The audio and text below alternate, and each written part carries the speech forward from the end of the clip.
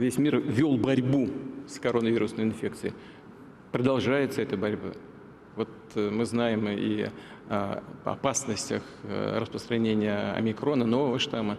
Пандемия уже второй год остается темой номер один. Как рассказал Владимир Путин, на сегодня в России уровень коллективного иммунитета приблизился к 60%. Нужный показатель 80% должен быть достигнут в начале следующего года. Если мы будем принципиально, последовательно, доходчиво и с уважением к людям разъяснять необходимость вакцинирования, я думаю, что мы добьемся нужного результата. Но другие способы, они контрпродуктивны. Значит, по поводу того, что надо ли там, усиливать ответственность и так далее. Вот в Германии усиливают, а уровень вакцинации низкий.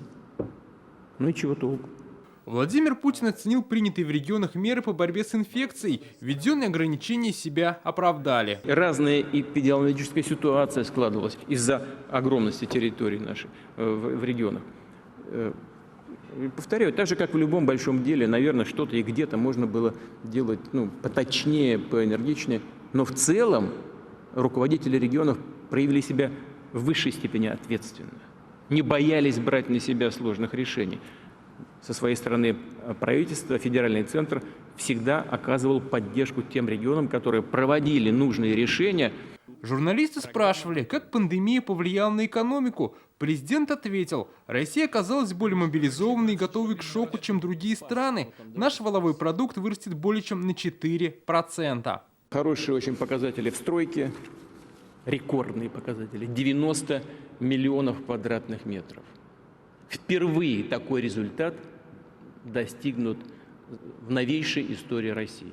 Также Владимир Путин рассказал, в России будет продлена программа по переселению из аварийного жилья. Президент сказал о необходимости оказать помощь тем людям, которые взяли в ипотеку жилье, уже являющееся аварийным. Мы должны вытащить людей из этой ситуации, из тех трущоб, где они проживают.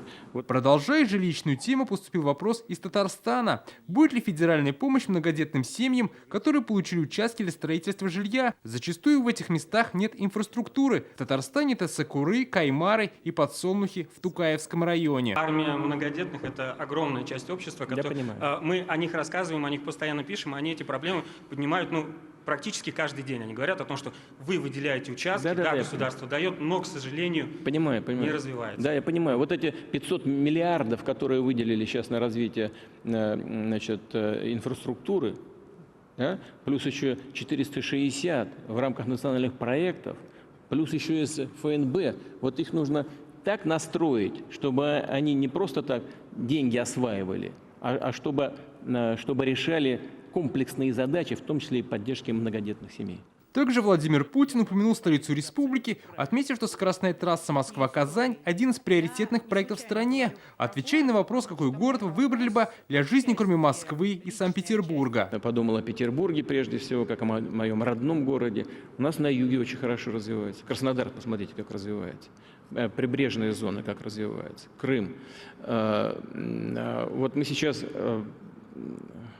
опять возвращаясь к инфраструктуре, говорим о развитии восточного полигона, но не только, а вот, скажем, Москва, Казань, потом дальше туда до Тюмени мы, в принципе, предполагаем дотянуться, потом закольцевать эту дорогу. Все это дает возможность людям чувствовать себя в такой благоприятной среде доступности.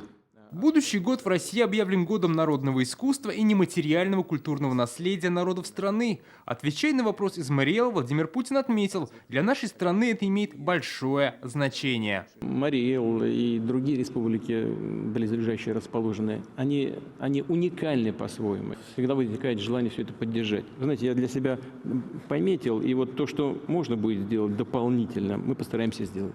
Спасибо вам за то, что вы этот вопрос поставили. Это очень важно. Для нашей многообразной, многонациональной страны это чрезвычайно важно поддерживать языки и культуру, самобытную культуру народов России.